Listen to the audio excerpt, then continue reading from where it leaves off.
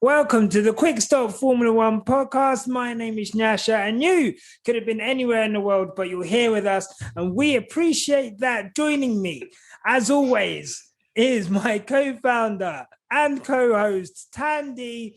How are you today? I'm good. Happy Sunday, everyone. Happy Sunday. You're probably listening on a Monday, on a Sunday, throughout the week. I hope you're having a great week. And thank you for joining us. Yes, thank you, actually. Thank you, everyone, for joining and listening. You know what I'm going to say at the beginning? If you're watching on YouTube, give us a like and a subscribe to the channel. We appreciate all your subscribers. We're nearly at 150. Let's break that. Let's get to 200. If you're listening on Spotify, give us a follow. If you're listening on Apple Music, leave a review. Right. Thandie, you've brought some people along today. I've brought the people who put me into Formula One, because there was a comment on Twitter yesterday from a racer who said, Thandie doesn't know Formula One, and I said, okay. Someone said that. Yeah, someone said she doesn't even know what she's talking about. I hate this from Lewis fans. They don't even know anything about motorsport. Oh yeah, I did see that. Yeah, I brought the pioneers of my head top, you guys. Today, I'm introducing you guys to my brothers. Yay! Welcome, Thandie's brothers. So, do you guys want to introduce yourselves to the audience and let them know who you are? Yeah. I'm Aaron Sabanda, Thandie's brother. I put her on. Okay. I'm gonna lie. You're gonna take credit for that. Here's where it starts. Yes, I have been a Formula One fan for a very long time, and I'm just looking forward to this conversation. And yes, thank you for having me. Because I'm. Oh my days. Love it. No, I'm really happy to have you here. And so that leaves one other person. And I guess who are you, brother number two? I am brother number two. I'm actually the eldest. So my name is Isaac.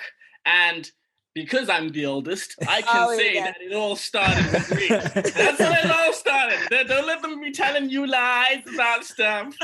I've been into Formula One for a very, very long time, since when we were back in Africa. Back when Kyalami was the track, when Michael Schumacher was racing on Kyalami. Wow. If any of you are old enough to even remember that. I think that's even before me. That is crazy. Yeah.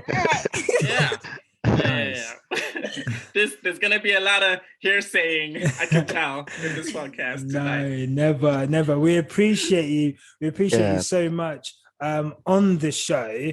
And I guess so. Do you guys? Did you all watch it together? How did you get Thandie into it then from there?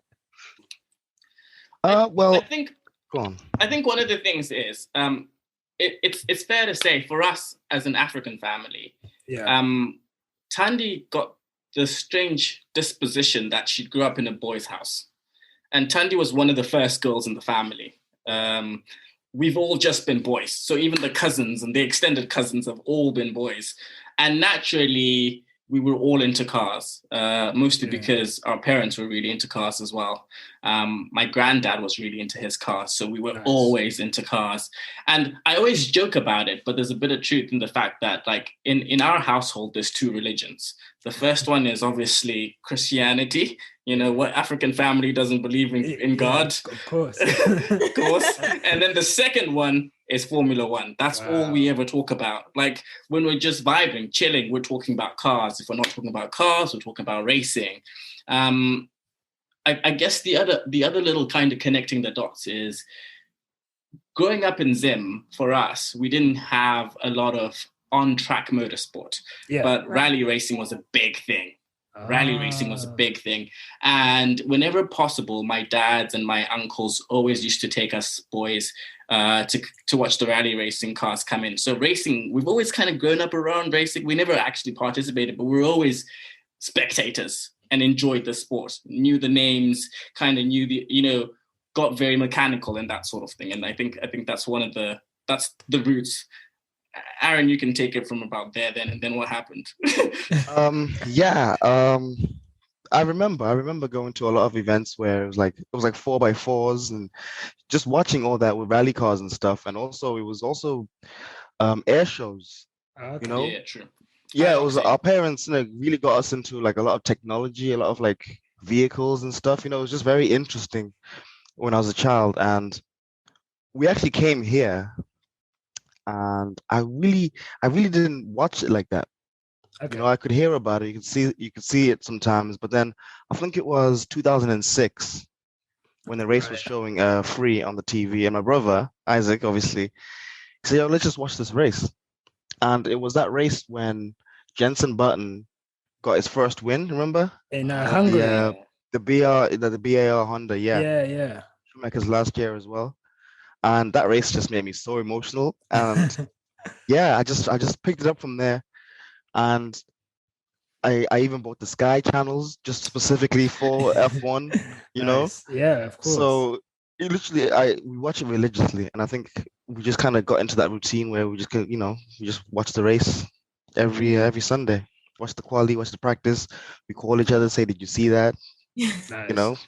I'm so Did you jealous. See that foolishness? Every Monday, Isaac phones me at 9 a.m. sharp and he says, "What did you think about the race?" And I'm like, "Listen to the podcast." Nice. No, honestly, it's so cool. Like I'm so jealous. I'm like the only one in my family who even like watches Formula One. Oh man. So, yeah. Oh. So for you guys to all have each other is honestly so cool. I'm so happy to be able to have you share on like ours, like mine and Thandie's platform. It's really thanks cool. for having us. Yeah, definitely. No worries. So let's get into a very interesting Monaco Grand Prix weekend. I am going to start. I don't know. I've heard off mic, that the Thandie's irrational Ferrari hate might not just be her. Now I'm hearing that. The family. It's a family thing. Is it both of you? Is it just one of you? Do you know what? Me and Aaron, we equally share the love for conspiracy theories. And okay. We had this conversation earlier. We actually had this conversation earlier. Yeah. So that was definitely a big conspiracy. But Aaron actually gave a different perspective. Give them what you said earlier. That was very interesting for me. Oh, right. Okay, it's gonna seem like I'm very, we'll see. But I said there is no conspiracy theories when it comes to Ferrari. They don't deal with conspiracy theories or anything like that. They're just Ferrari. They're just do it in your face. There you go. Oh, okay. I like that. It's not conspiracy theory. It's just Ferrari. So I guess we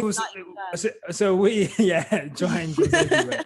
So are we okay? So I guess just to make this clear for everyone listening, are we talking about the incident with Charles Leclerc at the end of Q3 on Saturday, or okay? So wait. Before we get there, right? Let's kind of let the snake out of the box slightly, or let's open Pandora's box. Okay. I think one of the things that always kind of goes unsaid with Ferrari is that there was the golden years of Ferrari. Ferrari were the dominating force, and I think a lot of us grew up watching Michael Schumacher, and he's the man to beat the records, right? He's Hamilton's doing it now, but the records were set by Michael Schumacher. Yeah. The problem is you can't separate Schumacher's records from the Ferrari. Okay, yeah. Right? And then what has happened after that? Because, when people talk about Formula One and the founders of Formula One and the teams that have been there the longest, you've got your McLarens, you've got your Mercedes, and Ferrari are in there. I think one of the things that Aaron is trying to hint at is the fact that even when Ferrari team bosses retire, they don't go into oblivion. They go into management. Yeah. And they go into management at Ferrari. And sometimes it seems like Ferrari gets special treatment. Okay. Yeah. Okay. Okay, so that's one Pandora's box, but I'm not going to lie to you. I'm at a loss as to where this is going. At first, I was like, okay, I hear you. Yeah.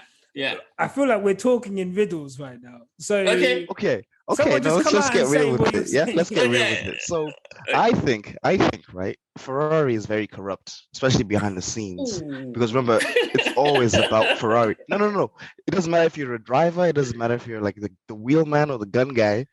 It's always about Ferrari. It's about the team. It's about so drivers will get played. They'll get fired. They'll jump into Ferrari thinking, oh, this year is going to be amazing, and then Ferrari will just disappoint. Yeah. But while they're disappointing, rather than focusing on progress with their drivers, there's just team strategies are going wrong. It upsets me. I don't really hate Ferrari. It just upsets me to see such a great team. Right. Because we want them at the front fighting with Hamilton and all that, don't we? Right. Okay. So that's okay. I hear you. So, what they do to their drivers, it's like once you leave Ferrari, you're just a no one. Right. Okay. So they kind of chew you up and spit you out. Yeah. And I guess there's a history of them doing that. I guess with a lot of their second drivers to Schumi, Irvine, Barrichello. Kimi kind of got beaten into being a second driver, but then there's always kind of motivation issues there. Now look at Kimi. Look at him now. He's doing okay. I think that the one thing I do respect about Ferrari, and I think this is the only team I can honestly say that about, is that no driver is bigger than the team. Yeah. Ferrari embody that to the heart. That Ferrari is not just about the driver 1 and 2, it's a movement, because there's the Tifosi, the Tifosi are the faithful. They're the loyal fans who embody, who drive, who drink red. They drink red. Okay. So you're definitely not a Ferrari hater. He's a bumbling. No. This one loves Ferrari. He loves Ferrari. I respect Ferrari as a team. I'm very disappointed by their performance. Okay. And I respect them as a team. But also, I can understand that sometimes the card stack is okay. Is very much in their favor. Okay. So I guess with that in mind, I guess I'll go around and I'll ask you a little bit about qualifying each. So I guess Thandie, let's start with you, and I guess putting your Ferrari hate aside, what do you what do you think of, I guess, their mini revival at Monaco this weekend? I guess Well, that's the whole thing, isn't it? That Ferrari always do well in Monaco. Yeah. And I can imagine that was a lot of pressure on young Leclerc. Yeah. A lot of pressure. And but this weekend didn't go the way everybody intended that it would go. Everybody saw a Leclerc win. No, it was actually young Sainz who surprised us. Yeah. And I'm actually going to say it right now. I'm actually very, very happy for him. Yeah. I am actually very, very happy for him. Good. Mm-hmm. Oh, wow. Some Ferrari. That is positive news for me. Good. I like it. So, Isaac. So we're going to qualifying, and we have Ferraris on top. We've got Red Bull obviously in the mix. I guess for you, going into, and we've got Bottas in the mix as well. Going into that final session, who was your money on, I guess, and I guess what were your thoughts on what transpired? And I'll get that from you as well. Okay, cool. I'm not gonna lie, I was hella surprised by Ferrari's performance. Where did that come from? Like seriously, where did that come from? Like all along, they've not been that fast. They've not been that competitive. And then like for some strange reason, because we're at Monaco, which is a classic track, fair enough, Ferraris are fast. And I think even one of my favorite comments was who's that famous the former Red Bull commentator? David Coulthard. even Coulthard said, my phone's been blowing off since practice 3 going, is this for real? You know, like people were actually shocked, like, where's Ferrari getting the pace from? So I didn't see that coming. That was a complete surprise. In contrast, one then can also ask, what happened to the Mercedes team? Where's their performance, right? Wow. Yeah. And then I think for me, especially with the last couple of years in terms of consistency, I was expecting the Red Bulls to be definitely at least P2, P3. I was expecting that. I actually thought for a change, there was a moment I went, are the Mercedes playing the technical game? Are they holding back? And then, you know, straight into Q3, switch it on, and then we see Lewis put in the purple, which I thought he was going to do before our little incident. Yeah. Aaron. Yes. We've got so let me set the scene for you. Okay, We've got some Ferraris turn on the pace out of nowhere. We've got a Red Bull in Max Verstappen who's improving steadily each lap he's doing in each qualifying section. We've got Valtteri Bottas vastly outperforming Lewis Hamilton. All three of them are on a hot lap. And then Charles Leclerc has a crash that stops qualifying with 18 seconds to go. Everyone else is behind him. Yeah. How did you feel about that? And I'm not saying anything. I'm just saying, how did you feel about that? And the thing is, Monaco is such a track where anyone can really win. Yeah. The pace, you can have a good pace. But yeah, I don't think the differences between the cars are that dramatic in Monaco. You know, there's not many straights. There's just a few corners. Yeah. You know, you're quite close. Well, today's race proved that people actually opened the gap, actually. Yeah. But so maybe that's where Ferrari is in terms of street tracks, short tracks, you know? Yeah. And in terms of like the rule changes, obviously people are still kind of getting used to the rule changes, you know? They were saying obviously it slowed Mercedes down. Racing Point, they've slowed down even more dramatically. And yeah, I think the pace in Monaco is hard to judge. But the performance from the drivers can show you that difference. Yeah. With Bottas, I don't know. Sometimes Hamilton does have these days. Let's not lie. I know you're a big Hamilton fan, but he can have. He's kind of like off the pace a little bit. For sure, 100%.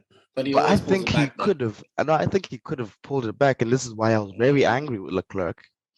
But when I start getting into technicalities, right? There was one time in Azerbaijan where Hamilton had to get new brakes for his car for the race after the qualifying session. Yeah. But he the only way to do that was to kind of like destroy his like suspension or his car.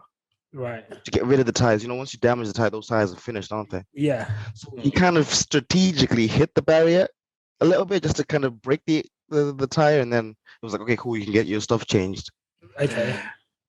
Because these drivers are so, you know, technical with their driving skills. Right. I was a bit like, was that a move? Because he was in front, you know, there was other drivers coming, and maybe it was just a little bit of a suspicious one. But I think I just got really emotional about that. That's what it was. Yeah. And but yeah, it's like I said, it's hard because, like I said, it's Monaco, and we like to see that. No, this is the thing about Monaco. It's such a great track. Anything can happen. Yeah, it gets the people going, Monaco, because it's always a loophole, isn't it? But also, I am quite disappointed that Leclerc didn't actually end up joining the race. Yeah. So I guess because once again, Ferrari took a gamble, and it just didn't pay off, did it? Okay. Yeah. Can I pose a question quickly to all of us? Yeah. Yeah. How many honestly thought Leclerc having pole was going to win it? I'll go first. Okay. I thought that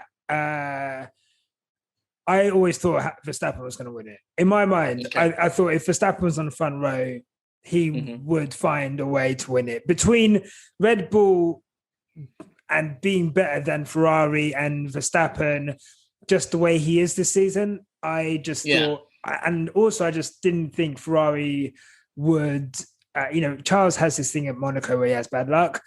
And absolutely. I couldn't see it from today, but not that I'm a soothsayer or anything, but no, I couldn't see it from him. But what about you, Thandie? Proof is in the pudding, darling. Go check the pre podcast where I said, but Red Bull always have wins. Did I not say it? Yeah. Okay. Yes. Fair enough. Okay. Yeah. But this is what I mean. Sorry, guys. Sorry. This is what I mean. Red Bull's car would be brilliant. It is brilliant in Monaco and these street tracks. But then put it in Spain and Hamilton just breezes past the Red Bull. All these cars are just breezing past. So with Monaco, it's Okay. Sorry, the reason I asked that question, and you should know this, Swabble, is that statistically speaking, anyone who starts in pole in Monaco never wins the race. The last time that happened was a long time ago. And statistically speaking, it's always going to be the top three who always end up on the podium, and the starter of the race, the person who gets pole, never wins. And this is why I wasn't worried about a Ferrari win, you see? Who did you anticipate was going to win? Who did you predict? I honestly, I had my money on Hamilton ending up on a podium. Because I thought before the race had started, what was going to happen was that Leclerc was going to have an accident or go into Verstappen. And I had my money on Bottas, but Bottas hasn't been performing. And I actually thought Checo or the McLarens, because they had pace. Yeah. Wow. Fair play. I mean, so it came to be. And I guess I'll put another question to everyone. Ferrari, I mean, after the race, Binotto came out and he said that the issue that they found on the car essentially couldn't have been found unless the car was moving, basically. So they looked at the gearbox. The gearbox was fine. I don't even think it's a gearbox issue. It's a drivetrain issue.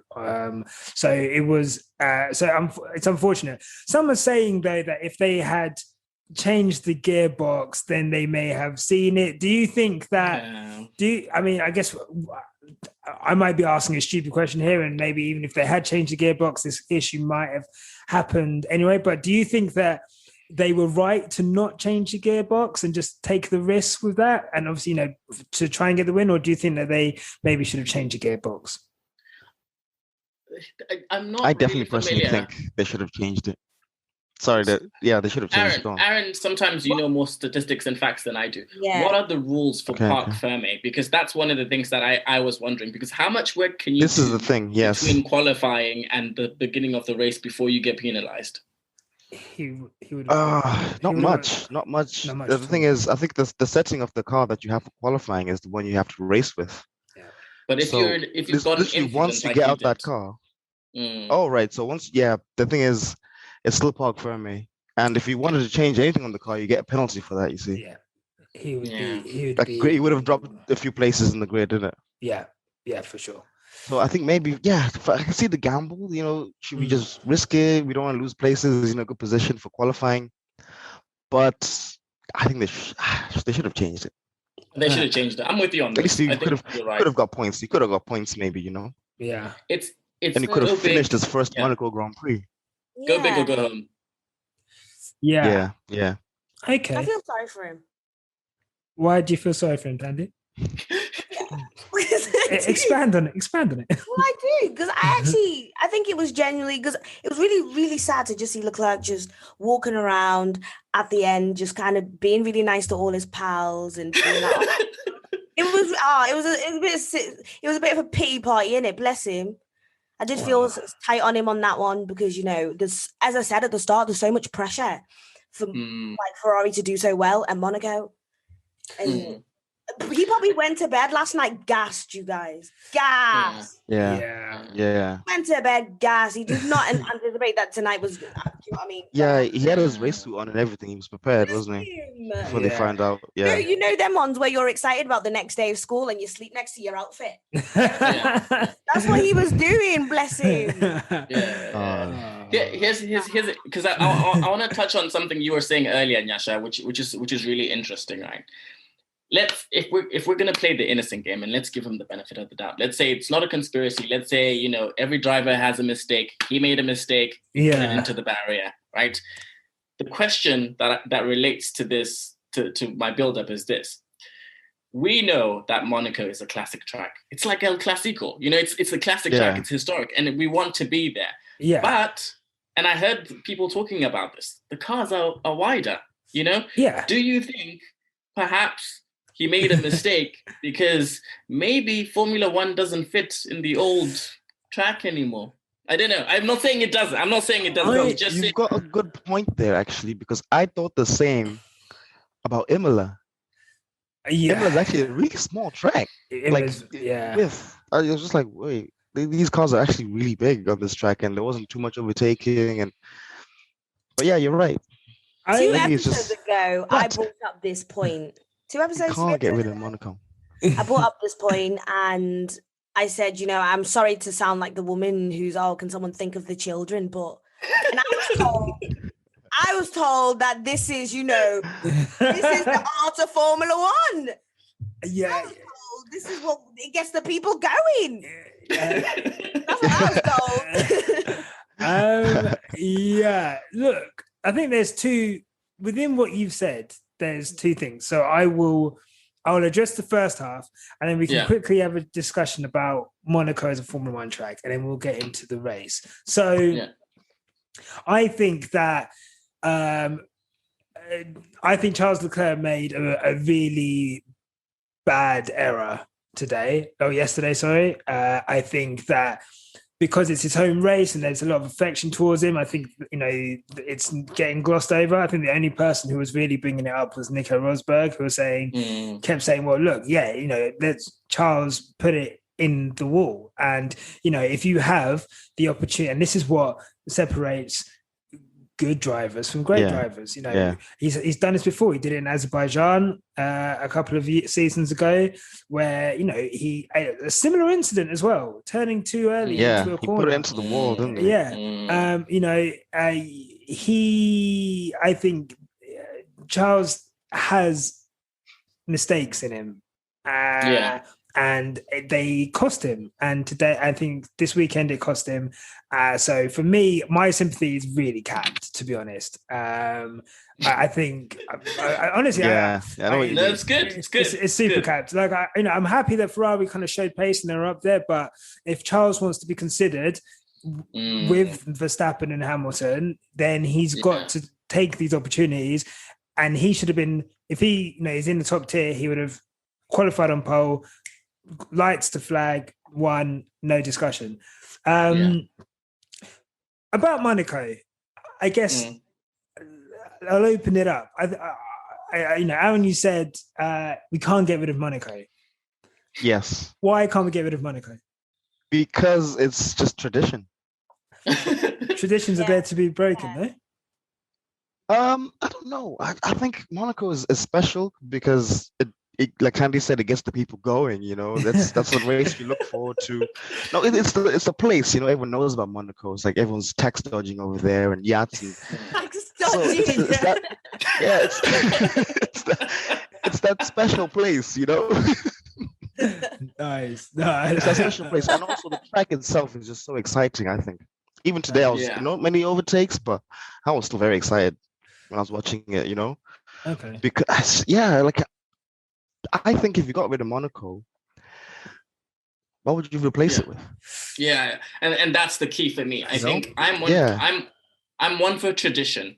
I love Monaco. I absolutely love Monaco. But also, I won't lie, I'm a big Singapore fan. And Singapore is relatively new in terms of in the city track and stuff like that. Yeah.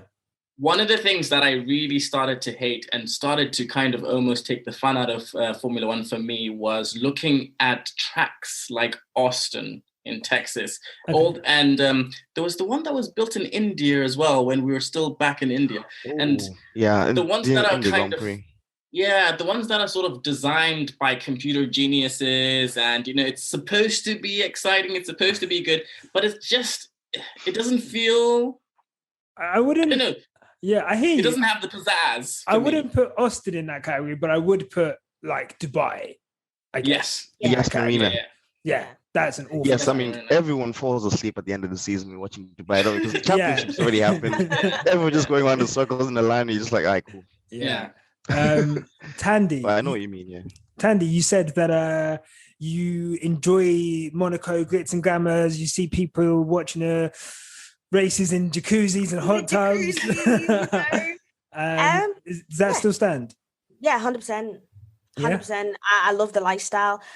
I am actually just going to keep back in Monaco, as I said, until somebody pays for my ticket to Monaco next year. Wow, there you go. I'm still back in it. So, interesting facts. I had an ex-girlfriend whose parents used to live in Monaco. Oh, wow. And I used to just, because I was just like, obviously Formula, and they were into Formula One, and I was like, come on, like okay, if you live and you have an apartment there, how much is it to just get onto the balcony? And they literally legitimately said, actually, Formula One is such big business that even if you own the apartment, it's ticketed. Your balcony is actually ticketed. Even if you own the apartment, you still have to. And so it's like, people who are in jacuzzis and stuff are paying to be in jacuzzis. They are paying. I'm trying to be there, That's what I'm trying to be. Wow. Even the yachts, right? Yeah. Apparently, this is another fact as well. You have to be invited. Someone has to come and say, okay, I'll invite you to park your yacht here. You can't just go there and set sail, Wow. Yeah, you have to be invited.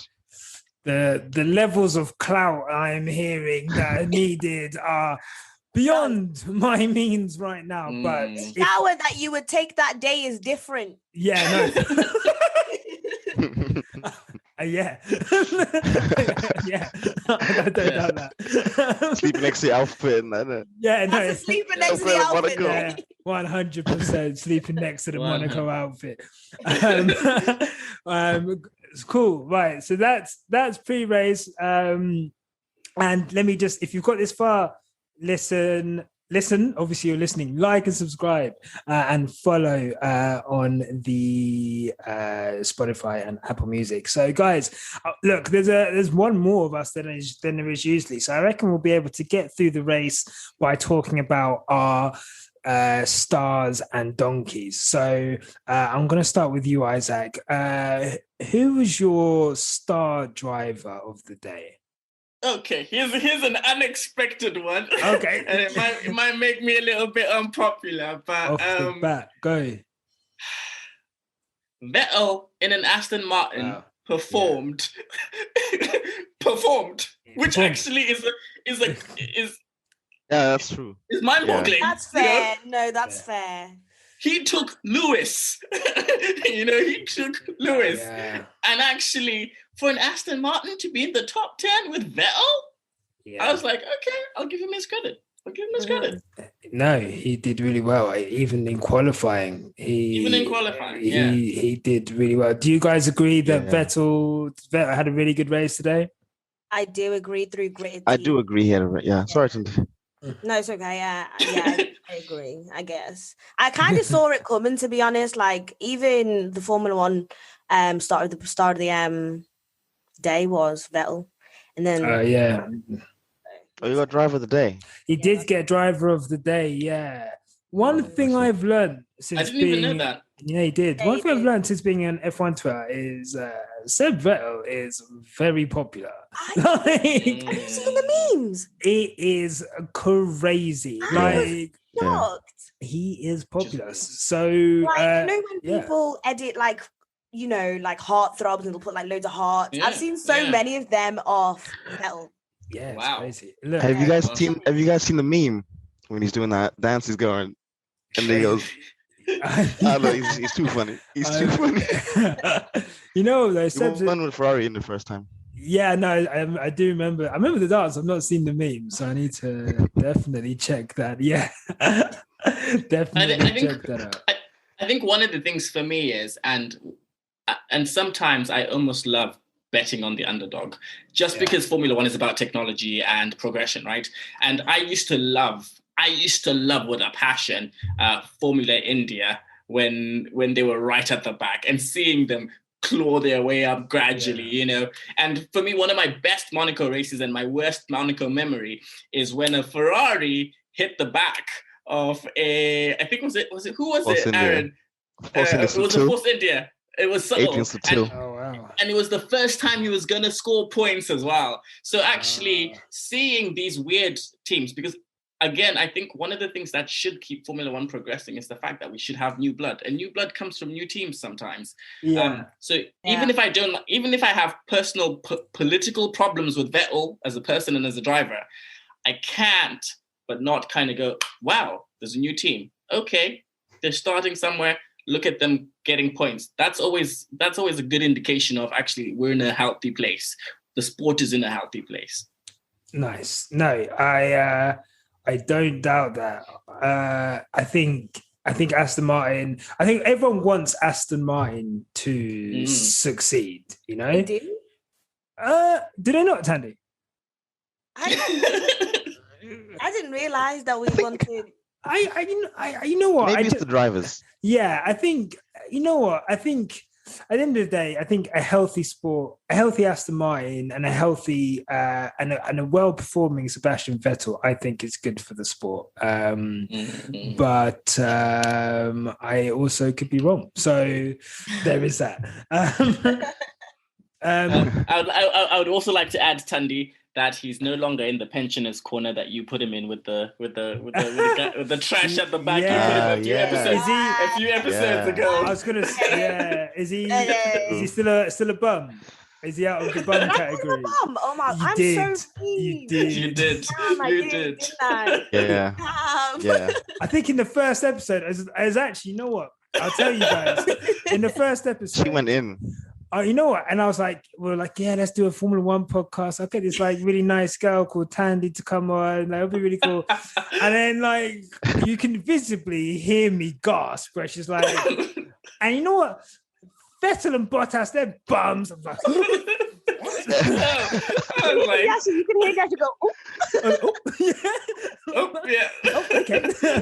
That's the kind of podcast we're going to be having. So indeed. I think that hopefully, I think, you know, even me, I've got to eat humble pie. I did a whole 6-minute video asking if he was finished. And he is clearly, you know, he's not finished if he's able to pull these kind of results out. And well done to the Aston Martin strategy team for propelling him from 8th to 5th. Aaron. Yes. Who is your star driver? You know, I was actually going to say Vettel, because I was really impressed by what he did. Yeah, actually was, but I think I'm going to go for Perez. Okay, okay. Yes, let's talk about it. Because the thing, I'm a really big Perez fan. I've always been, ever since he first started. Because if you have been following Formula One as long as I have, it's obviously, you know, it's not only just the teams, but it's these individual drivers and their stories as well. Yeah. In the sport. And Perez has always been a very good tire management kind of driver, you know? That's so true. He will keep his tires until the last bit, but still have that pace. And he kind of proved it, you know? He kind of climbed up a little bit, and also the pressure he put on Norris. But for him, why I'm putting him as drivers today is because he's showing, you know? A lot of Red Bull drivers will be like, okay, Max is over there. Nothing I can do about it. But I think he's trying his hardest to get there. And he's got pace. I was pretty impressed anyway. 100%. I think he does. I think if he could just qualify closer, I think he's doing great. I think he could win against Max, couldn't he? Yeah, I think with a superior, because he'd always be able to have that tire offset where he can go long and make things happen for himself. And I think he drove a really good race today. What are your guys' thoughts on Sergio Perez, and I guess Sergio Perez's season so far? I think it'll be very interesting to kind of see the books turned and it be Sergio Perez's Ferrari instead of Leclerc's Ferrari. And I'm not gonna lie, I'm kind of here for that. Oh wow, you're calling Sergio Perez to Ferrari? Yeah, I really like Sergio. You guys, like, I like him. Like, I don't like where he's at, but I do know Sergio is a good driver. He stays. You know what, right? He stays out of trouble. Yeah. And like you say, he does manage his tires well. And yes, okay, fair enough. We all agree that Formula One is about, team and strategy. But there's some times when you make your own luck. And tracks like Monaco, like today, are those where you just need to be headstrong. You need to be switched on, because the moment someone goes into a wall, a safety car comes out, you need to make your own luck. And it seems like actually, again, what Aaron is saying, like with him, he's managing his tires, he's staying out of trouble, and he's the sort of guy who, if he gets the opportunity, he'll pounce. Yeah. The sad thing is, I haven't seen a lot of those pouncing opportunities. He still needs to progress as a driver, but it's like, actually, I put him in a very good category. I'm impressed by Checo sometimes. You know what it is, right? This season, this year it's a tricky one, because we don't have new cars. We got rule changes. Yes, that chopped off a bit of the floor off. Yeah, but there's still last year's cars. And these drivers are just getting thrown into these cars where have been these cars have been developed by these drivers. Like Sergio Perez jumps out of the Aston Martin, Vettel goes in, but Vettel doesn't really know the Aston Martin like that. You know what I mean? So just like Ricciardo in the McLaren, he's struggling to see the pace and But this is what I said. Checo is actually showing that he can just jump into a team and make it work for him. Yeah. No, for sure. I'm a big Checo Perez fan. I'm not a big Checo Perez fan, but I've got a lot of respect. I think a lot of respect for Checo, and I think, like I said, I would love for him. Again, I guess way on Imola where he qualified second, it would have been nice to see him not kind of go backwards and have to fight. He didn't have a great race that day. It'd be good to see him again in the top 4 in qualifying, and then being able to kind of build a race from there. But look, a solid recovery drive again from Sergio Perez. I think that's a very deserved star driver. Thandie, Who did you rate today? I'm really, really, really, really proud of Lando Norris, guys. Yes. Yeah. Absolutely. Very, very Absolutely. Lando Norris today. Yeah. I can see myself slowly turning into a Lando Norris style account. Yeah. I think honestly, he just keeps adding more points to the CV and just keeps secure. He's getting closer to that Mercedes seat, and little things like this are added to we're charging it to the streets, and the streets are saying, do you know what I mean? Okay. So despite the contract, you're saying in I guess maybe at the end of the contract, actually, once Lewis goes. I haven't actually had this conversation about that contract, this multi-year contract. It's about 2-3 years, is it? You said 3 years. 3 years, yeah. Right. We better hope isn't, within them 3 years, you better be doing something amazing. Do you know what I mean? Yeah. But I think since he's been given the multi-year contract, he is in favor of being the favorite for McLaren. Yeah. Number one driver. Sort of thing. Yeah. In his favor. Really proud of Lando. You're right, Thandie. But this also goes back to what I was saying before when I said he's developed that car for 3 years now, so he really knows it. Compared to say Ricciardo's performance, where he's completely clueless. So that deal for Norris, I think, is really brilliant. But I don't think he's got a Mercedes seat. Sorry, guys. I don't think he's got Mercedes seat. Kick him out. What happened to it? I think where's my screen, guys? It's still there. I can see. Yeah, I think the thing is, like, if you're going to, if you're going to be given 3 years, it's an opportunity for you to learn, to develop, and to really show your grit, because teams will be looking at actually what happens when Bottas goes, what happens when, if another opportunity comes, who can we put in the seat? Somebody who's, again, putting points on the board, can work with the team, can develop a car, and shows that spark that drivers need. And obviously, Formula One is a money sport, so we can't forget that, somebody who the sponsors like, and he's young, he's exciting, Great. Like if I had billions, if I was a billionaire and I was like, okay, who am I going to sponsor as like drivers? He's one of the people I'll be like, yeah, I'll give him a couple of million just to see where he goes. Yeah, look, he is...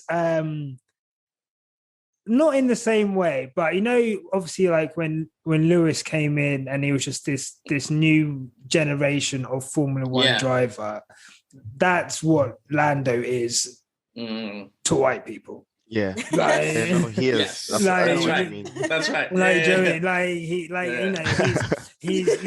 That's their guy. That's their guy. Like, no, and look, that's their guy. I love Yeah. Lando Norris, and I love white people. Let's not get it twisted.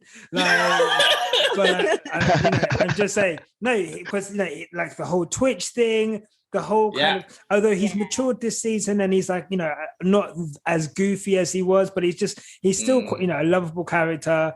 He's a modern day Formula One driver. He's in tune with his fans.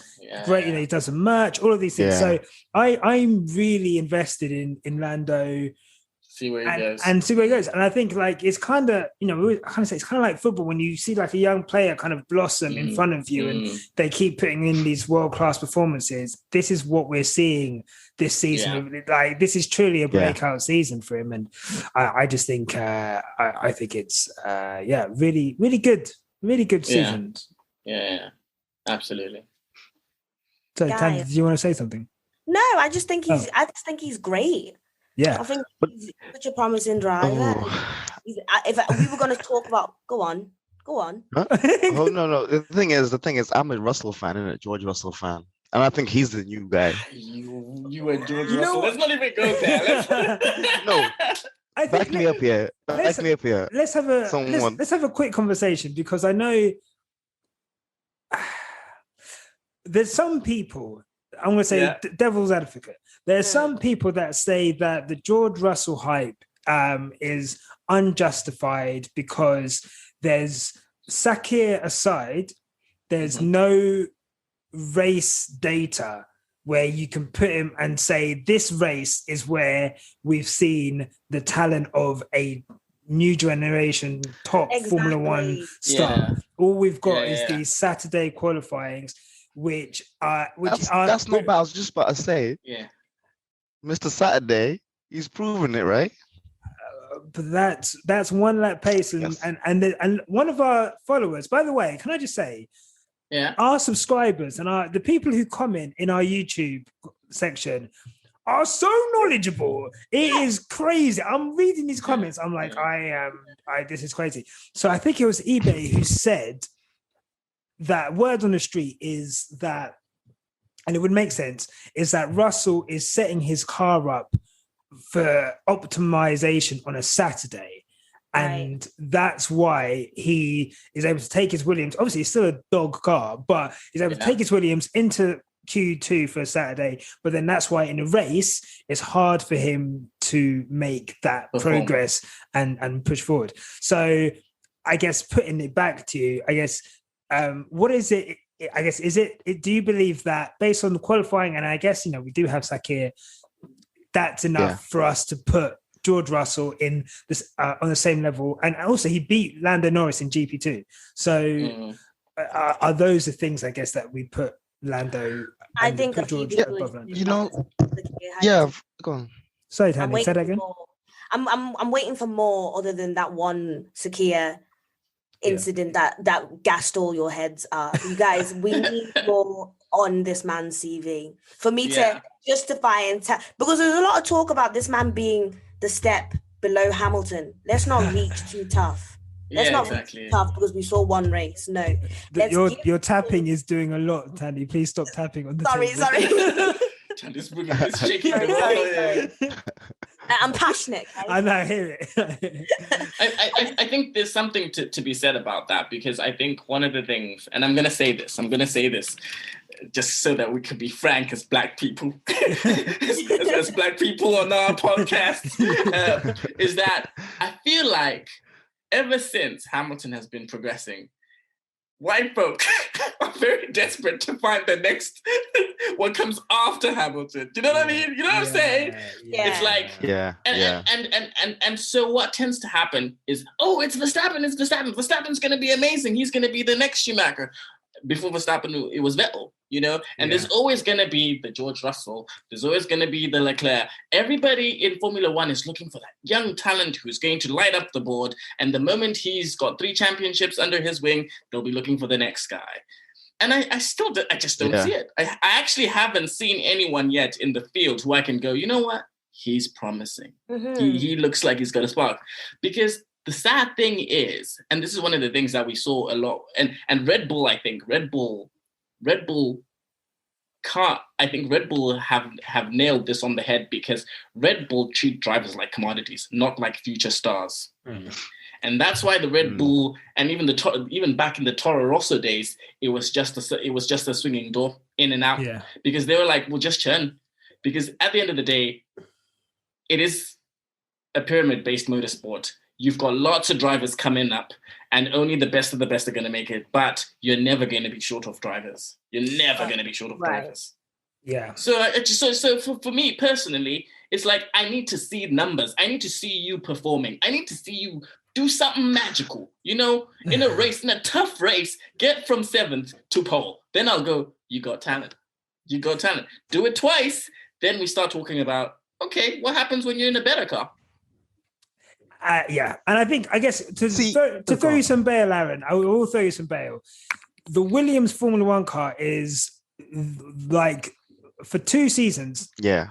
And even this season is like, so because we've got the Haas now. Nowhere. So, but it's nowhere. It's nowhere. It's not in the race, it will never have the race pace. So let's say, for example, Leclerc, when he was at Sauber, that Sauber car was able for him to be in and around the top 10, so he could have those get into Q1 moments, and then he could have those points finishing moments that made him stand out. Whereas George has never had that, and I guess that's what maybe you might say. Aaron? That's why exactly what I wanted to say. But it was the hype, the Sakir hype. I know it was one of those things where it's like, okay, you're a driver who got put into the fastest car. Yeah. But then we've got Bottas getting overtaken 2 or 3 times by him.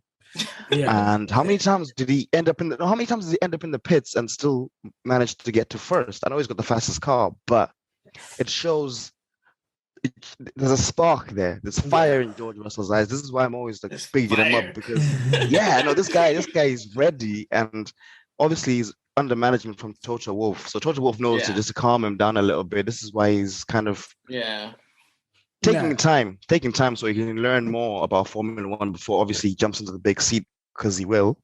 Before Norris, trust me. No, I mean, I'd like to. The moment a free seat is Mercedes, I'm sure George Russell's gonna get it. Okay. Yeah, but okay. Yes, Checo. Okay. With Checo and the Mercedes, No. Come back, Vettel. I always say this, right? Okay, fair enough. Your young superstar, once he gets better, gets the seat in the Mercedes, and then what? What's your forecast? Like 3 championships, 2 championships? Give me numbers, Swab, Give me numbers. No. See, what we want, right? What we want is these young, talented drivers in these fast cars. Because these guys, like I said, they've got the spark. No, listen. They've got the spark. They've got the fire. No, they've got the fire. They got the want to win, right? Which is going to make the sport more entertaining with like overtakes, crashes. I mean, every time Leclerc and Verstappen get next to each other, there's always contact. True story. As a team boss, you need to weigh up the numbers. And I think this is the difference. When, what's his name? Former head of McLaren. When Ron he Dennis. picked up Lewis, Ron Dennis, when he picked up Lewis, he was thinking about 3 championships down the road. Yeah. He was saying, this guy is good for 4 championships. When you pick up a driver in a fast car, and this is even the thing that Ferrari does, and this is why Ferrari either spoil people's careers or actually go the distance, because they're thinking 6 championships out of this guy, and then we're good. Every team puts a number on a driver. You're good for this. And then when they start to see that perhaps you're starting to go off, they swap you around. So you can't just be going, oh, we're going to put him in because he's got talent and he's fast. We don't care about fast. We want championships. Okay. Well, look. Okay. I'm gonna stick a lid on the George Russell chat because we you know what, we have spoken about George a fair amount, and I guess no, you know what, it's an intriguing subplot, I think, this season. But I think look, McLaren have obviously tied Norris down, and he's got the opportunity to build the team around him.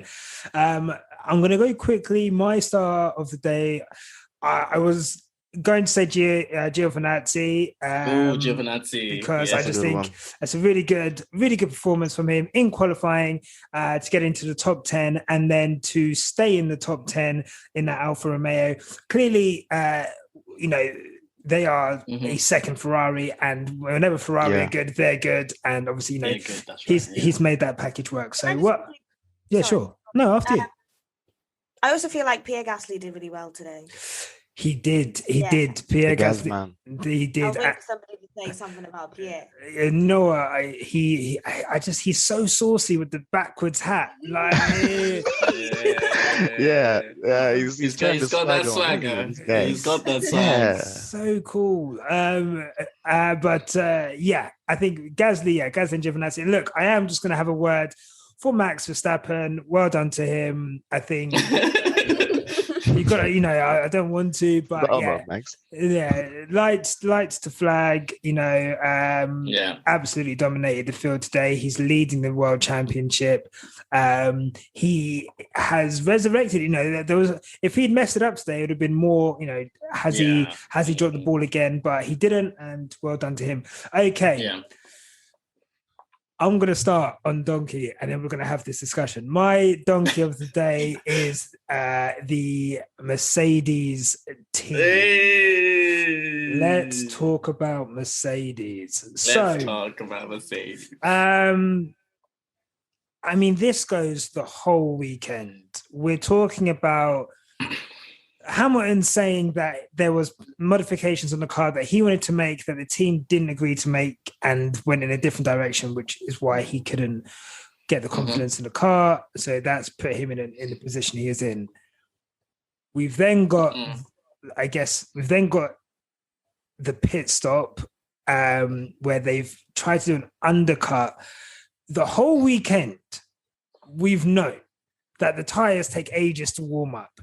There is no chance in hell that you're going to go out on hard tires and be the first one who's pitted and be quicker than people on soft tires, which are in the working window. Like, he was always going to come out behind Gasly. And it's been happened at different. I even tweeted it. I said 2017, this happened when tires were hard to warm up. The overcut will do it.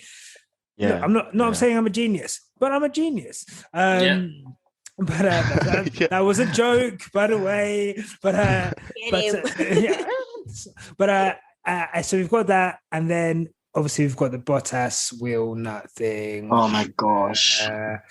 Which I guess is unlucky, but also when nothing's going right for you, and I feel like Bottas, how many stops now are gonna be ballsed up for him? So, guys, let's talk about Mercedes. Just how bad is it? Have you noticed when Mercedes have a bad day, it goes really bad? Yeah. Have you noticed? I don't know. I think a winning team that's winning multiple championships over and over and over again. It's weird to see these kind of mistakes and these kind of they kind of leave themselves high and dry sort of thing. You know what I mean? Hands up.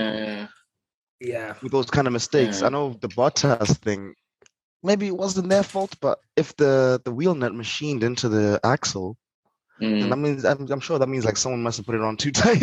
Because they use elbow grease. They use elbow grease to put the tires on before the race. Yeah. And then obviously the guns for the pit stop. So I'm just thinking, with that, maybe okay, maybe not their fault or small accident. But at the same time, with the Hamilton strategy, like this is your star driver, the one who's making why make him records. pit first? Yeah, and I'm thinking, I was sitting there going, "Watch, Ferrari strategy is going to be rubbish today." You know, we all know Ferrari strategy. Red Bull might mess it up, you know. But to see Mercedes mess it up, I was actually really surprised. Yeah. Surprised though, because I saw Hamilton in the pits. I was like, "Wait, is it else pitted?" I couldn't. I couldn't no one else believe pitted, it. and I was like, "Okay." Well, I think because I was traveling and I was during the race I was driving and I was listening to it on 5 Live, and at that time the argument and the conversation was going about saying that they weren't even aiming for podium, they were aiming for 5th or something, which I was like, hold on, so you're telling me that Mercedes' strategy is to finish 5th somewhere?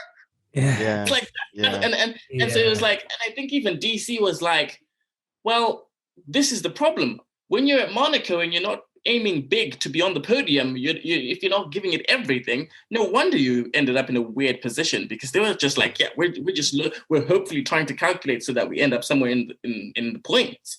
And I was just like, that's probably one small aspect of where this all went wrong. The other thing for me was, and I'm sorry, because I think this is going to be your other question was, who's your donkey of the day? Usual suspects, Bottas. I'm sorry. I'm sorry, right? I got to say this. Wow. If you are in 3rd position, right, and you have a clear empty space for the first corner, and you tell me this man can't race and catch up with Verstappen. I mean, why is he driving? Why is he driving then? Why is he driving? I think that's hot. I love getting at Bottas, but even me, this is why they think we're racist. Proper.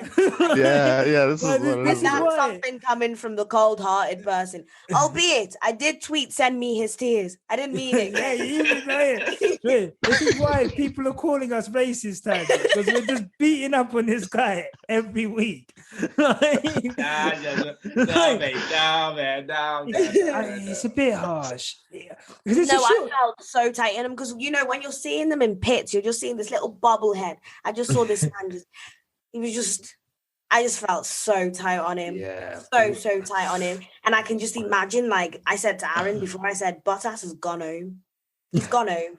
Yeah, he's probably just went to his apartment or something, didn't he?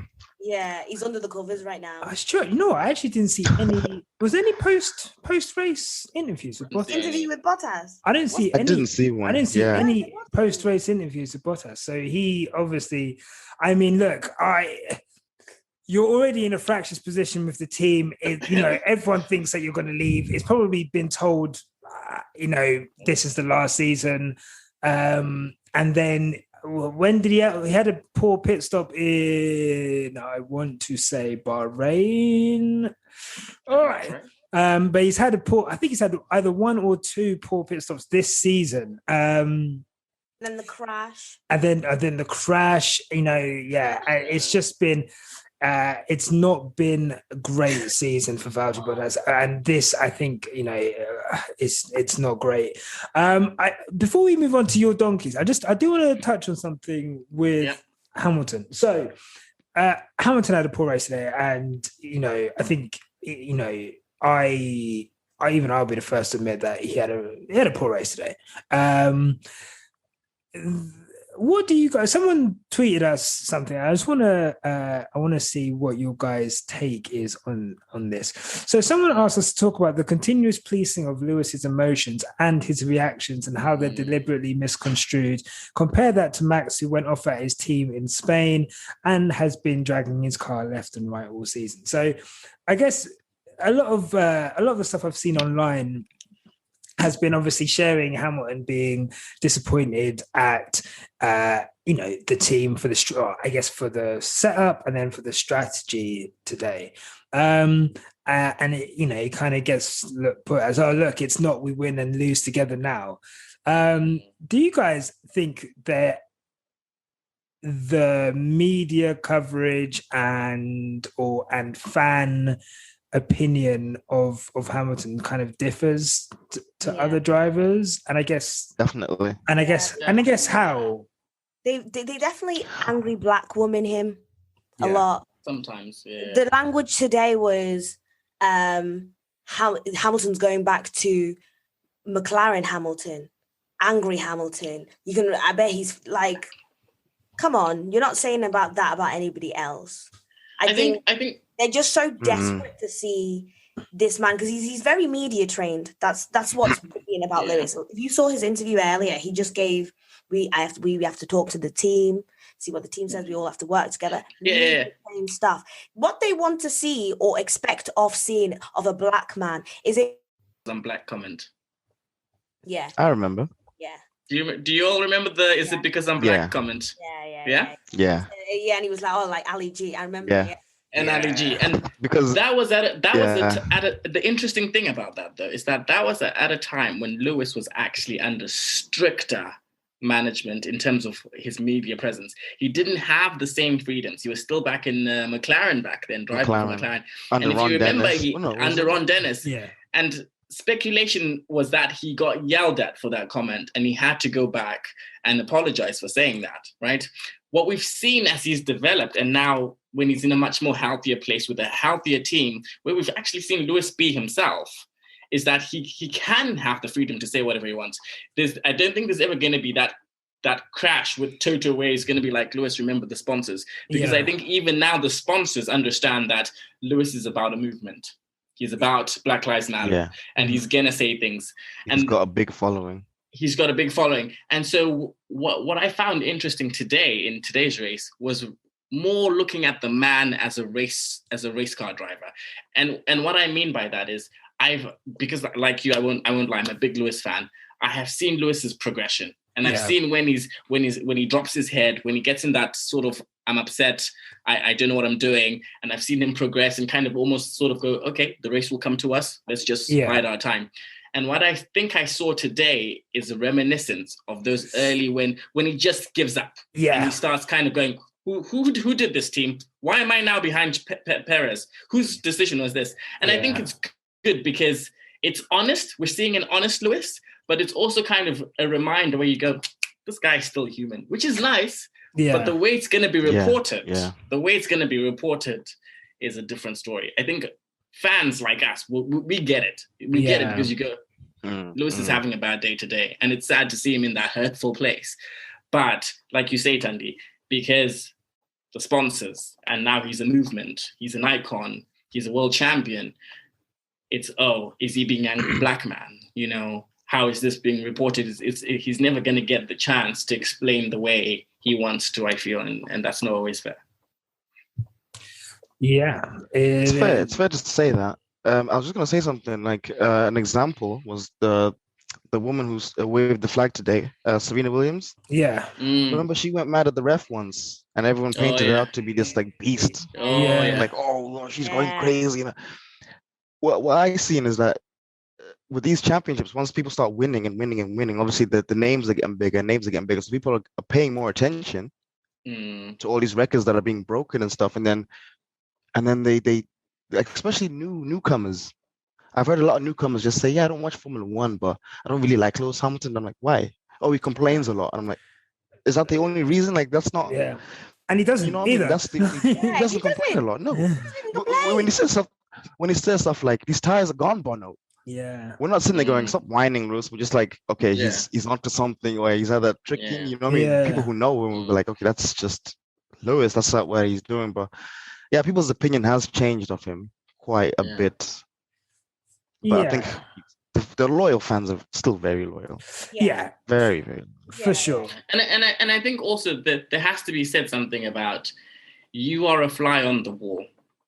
And also in the sense that you only get to hear the radio messages that they want you to hear. We don't really know the real relationship between Lewis and his engineers. We know that it's a great one. They speak in code. They speak exactly. So a lot of the time as well, it's like you don't understand the context. And sometimes when Lewis is genuinely having a rant, it makes great viewing.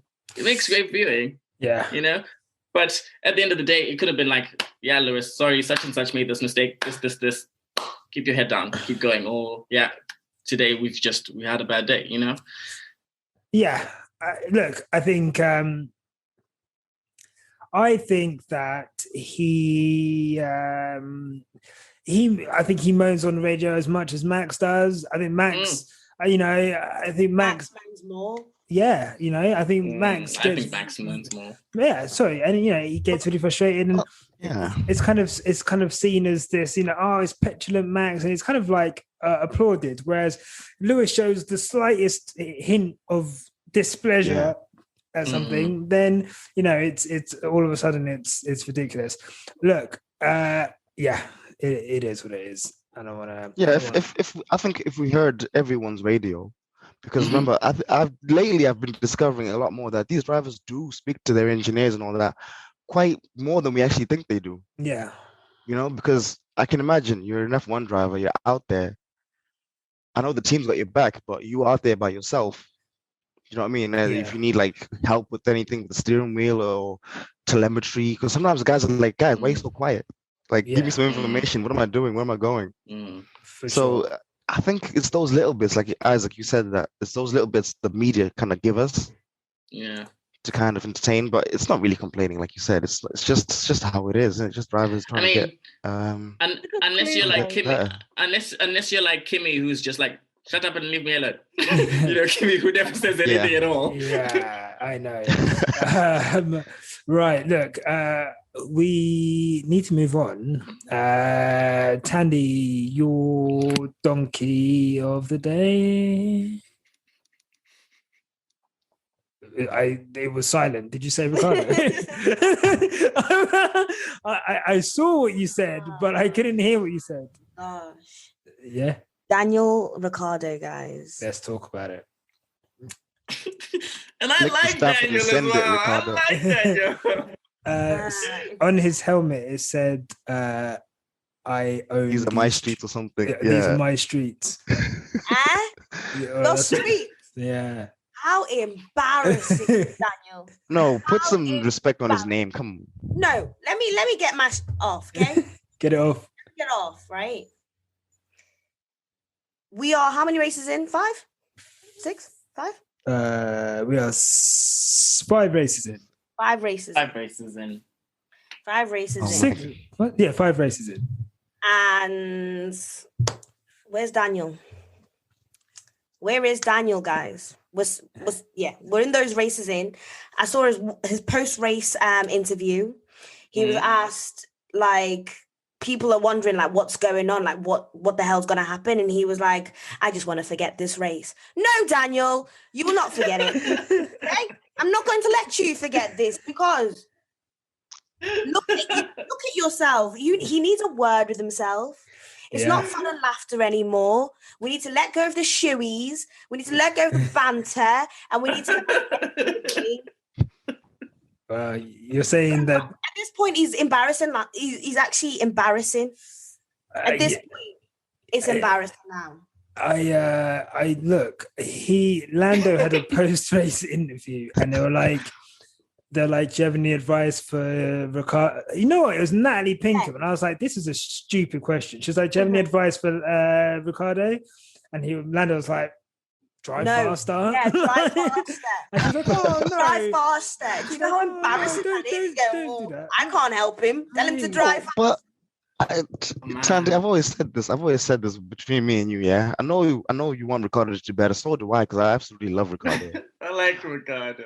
Everyone loves Ricciardo, you know what I mean? It's the smile, it's the shoeies, like you're saying. No, we don't ban the shoey. We need to see it. That is the most boring thing ever, by the way, guys. What I'm trying to say is, I just said it, remember, he jumped into a new car that was already developed by Sainz and Norris. Obviously, this is what I'm trying to say. Norris already knows that car from last year.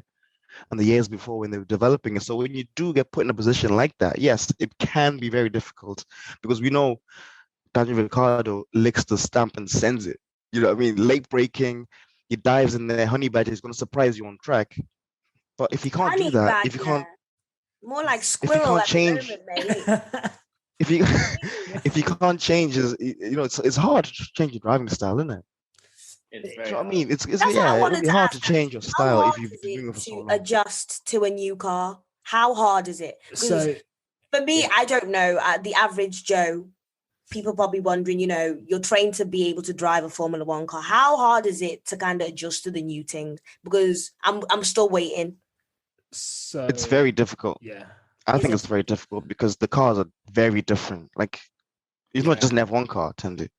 I know that. But... Do you know what I mean? Do you know what I mean? There's like teams are doing different things, different styles, different arrows. So, other than the light that flashes red on the back of the car, every Formula One team makes every single part of their car themselves. Right. So they're all unique to that. So down to the nuts and bolts, every single part of a Formula One car is made in-house by each team themselves. Obviously, people might buy Mercedes parts, whatever, but there's not like a uniform way of doing things. So because of that, Carlos Sainz said that he's driven 6 or 4 different cars in Formula One. And he said each car changing was like going into a different category. So it's like going from GP2 to Formula One. Like it is very difficult, I guess. But I guess some cars are more difficult than others. So I'd like to know from you guys at home, what do you think about this? Do you think Daniel is adjusting to his new car? Or do you think he needs to buckle up his boots and get serious? Okay, you know what? I'll say this quickly because this is really upsetting me now. Because why is everybody hating on Ricciardo? Ricciardo has proven himself a million and one times. I'm not hating on him. No, I'm just saying, like, Ricciardo's proven many times he's a winner. We all know he's a winner, right? Yeah. Obviously, he went to Renault. People were like, okay, that's a bit crazy. But he still kind of, think about it. The first year was in Renault. We never saw him. Second year, here he is. Yeah. So I've been watching Formula One for a very long time, and I know that you're not going to jump into a fresh team and then start that first year. You're not going to be flying out the gate unless you're in a really fast team, obviously. Yeah. So I mean, give it about a year and a bit. Do you know what I mean? Towards the end of the season, you would have had more experience to gel with the car. Because remember, we're 23 races and we're only 5 in. Yeah. And there's different tracks, different styles. Yeah. Also, next year, the cars are going to be completely different, completely changed, aren't they? We're going for a new style. We're going for a new aero. Yeah. So this could be a contract move for the better, because everyone's now rushing around because everyone, obviously, Carlos Sainz thinks Ferrari is going to come up with an amazing car. McLaren got the funds to make an amazing car as well. So, like, these moves I've been seeing since the beginning of this year have been strategic moves for the next 2 to 3 years coming. Because remember, these cars are from last year. So, but you were saying every car is made individually with these parts, right? So yeah, it's hard. It's hard for Ricciardo, but give him a chance. Give him a chance to get used to it. But this year, I think it's more about the entertainment side of things. You know what I mean? Obviously, it's Formula One is about entertainment, but I'm focusing more on just the whole mix-up we have. It's not actually established, is it? People aren't really there like, okay, we're here. It's a bit of a crazy season because, like I said, last year's cars chopped the floor off, mix it up, and just see what happens. But obviously, drivers taking their time to learn the cars. Okay. We will see. We will see. Look, and I hear your point about 2022, but if everyone's putting everything into 2022, then someone's got to lose. So we will see how the order kind of shakes out in 2022. I'm not as optimistic as everyone else, but let's see. Isaac, yeah, you got a donkey for us? Well, yeah, like you touched on earlier. I understand. I understand that we need to give him a break, and he's having a hard time, and who knows what his future is. But again, like I said earlier about making your own luck, how many more opportunities do you want? Do you want someone else to put the car on pole for you and then drive it for you? And then I'm sorry, man. I'm sorry. Like, he had a straight shot. No one to overtake. All you had to do is go to the first turn and beat Verstappen. Okay, fair enough. That's not easy. Wait, have we had this conversation? Yeah, we have. No, we have. But I'm just reiterating the point. Right, I'm just reiterating the point. Well, it's like also, and then also, not only did he not manage to stick with him, he just kept going backwards. And I think there does come a point where you go, what's going on in this guy's head? Like, why are you here, mate? What are you here to do, actually? Why are you here? Well, Thandie's asked. I feel like I'm just listening to Thandie all over again. Literally identical to the speech that Thandie gave. This goes back to what we were saying before. Like Isaac, you were saying, you get picked in a higher team for championships. Mm-hmm. Where did we see this? Because remember, Bottas came on the scene 2 years and then he jumped into a Mercedes. Mm-hmm. He was with Williams, not doing that well. He now and then he got a podium in Russia because Russia is his streets. Yeah. But yeah, you know what I mean? There was not much performance there to say, okay, this guy's going to be a world champion, put him in a fast car. We just thought he's going to be the wingman for Hamilton, in it. We kind of knew that, didn't we? When we just kind of saw him just not perform that much. I'm just gonna shoot him some bail, okay? In 2015 and 16, so he won GP2, so he's got like pedigree. At Williams, he was outperforming Felipe Massa. You may say whether that's anything, and that Williams was the third best car on the grid, sometimes second best car. Good Williams. So, and he was kind of seen as a next star. And obviously, going to Mercedes, he's come up against Lewis Hamilton at the peak of his powers. Like, Lewis Hamilton is as good. I think what I agree with you with Bottas is race pace. He lacks race pace. He can't conserve his tires. He always seems to go backwards. I've never seen Valtteri Bottas chase down Lewis Hamilton or chase down Max Verstappen. And today he had an opportunity to kind of try and stay within an undercut window or an overcut window. But look, Mercedes absolutely ballsed him up anyway. So there is one guy I also want to have a small little rant about. Just a teeny one. You got to be quick. I'll be very quick. So one of the drivers I've been watching since the season has started, because I was really excited about him, is this young Japanese kid, Yuki Tsunoda. And because we don't have a lot of Japanese drivers and he was very exciting, but again, he just seems to either be DNFing or not putting anything. And I know he's at the back of the grid, but I just had hope. I had hope for some magic somewhere, even a spark, but I'm disappointed with him. We'll look out for that. Yeah, quickly, Thandie, do you think it's too early for Yuki? Do you think he should have stayed another year in GP2? I was thinking about this in the shower. That's where I'm ideas. And do you know what, with Yuki? He has time to go. Like, honestly, give him time. Yeah. Honestly, that's it. That's all I will say about Yuki from now on this podcast. Give him time. Give him time. Because honestly, he's a freshman. Yeah, he's a freshman. Okay. You can't put a year 7 on the GCSEs. There you go. That's some real African. And on that bombshell. That bombshell. Yeah. Aaron, quickly on Yuki. Any thoughts? Just the same as Isaac was saying. I'm really, really glad there's a Japanese driver, because you need that, and Japanese drivers are really talented. Especially when I've watched a few series like Super Formulas and some of their events, and they've got really good drivers. So it's always good to see that. But yeah, give him time. It's still early. Like, he's still young as well. Okay. For sure. And there's hopefully if he stays on to Formula One for a while, then the talent will come showing. If you know what I mean. I hope he doesn't get dropped very, very soon, sort of thing. I think he'll be given time. I don't think there's a couple Red Bull junior drivers who are doing a lot in GP2, but I think he'll be given time, especially given that they want to keep Honda sweet whilst they kind of do take over their IP and try and take over their engine. So it'd probably be a good idea to keep Honda sweet. Right, guys, this has been an absolutely wonderful podcast, but we have got to skedaddle.